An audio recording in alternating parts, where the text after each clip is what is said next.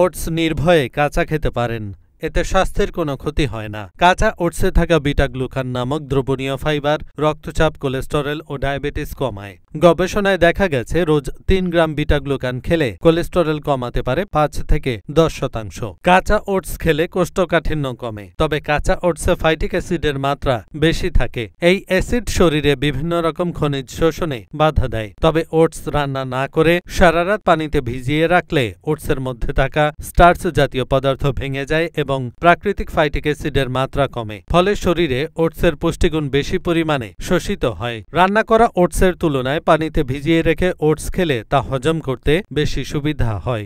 রান্না করা খাবারের পরিবর্তে ঠান্ডা স্টার্চযুক্ত খাবারে রেজিস্ট্যান্ট স্টার্চ বেশি পরিমাণে থাকে। রেজিস্ট্যান্ট স্টার্চ হলো একটি প্রাকৃতিক কার্বোহাইড্রেট